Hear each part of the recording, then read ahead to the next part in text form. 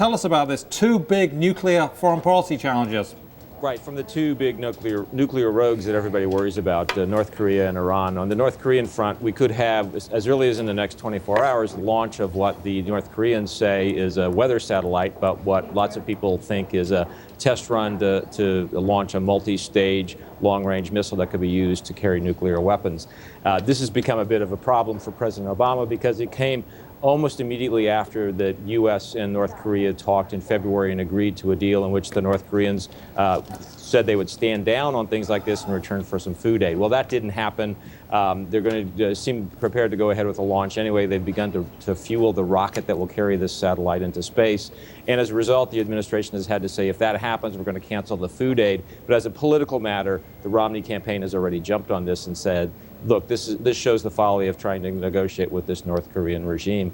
And on the Iranian front, there has been an agreement, not just by the U.S., but by the five permanent members of the UN Security Council, plus Germany, to sit down for the third time in the Obama administration's tenure with the Iranians in Istanbul, starting Friday night and into Saturday, to hold some talks to see whether there can be something done diplomatically to slow or stop the Iranian nuclear program. That's a pretty high-stakes enterprise as well. Again, the Romney campaign is watching closely.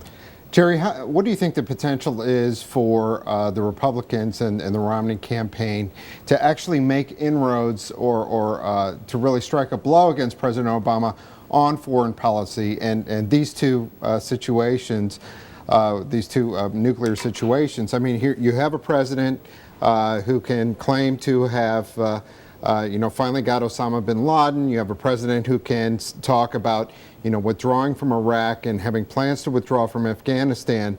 Are people really going to be moved by some rhetoric from candidate Romney that, the president is not negotiating with the North Koreans? It's pointless. Nobody's had success negotiating with the North Koreans. Right, exactly. And that's probably the response the Obama administration would give if you asked them the question. Look, this goes back to the Bush administration. They tried with the North Koreans, didn't succeed either. In fact, the Republicans were on the watch when the North Koreans developed and tested their nuclear weapons. So I think the interesting twist here, though, is that normally in a presidential campaign over the last generation, it has been the Democrat trying to show that he's tough enough and Republicans having the advantage. Well, I think the Obama national security record, particularly because of the killing of Osama bin Laden, as you mentioned, and the fact that he's been pretty tough with the drone war along the Afghan-Pakistan border, it looks like maybe even an area of potential strength for President Obama. I think what the Romney campaign is trying to do now is what Democrats are usually trying to do, which is to at least neutralize an area of potential strength. In a way, it's all in the background because everybody knows this election is going to be much more about the domestic economy than anything else.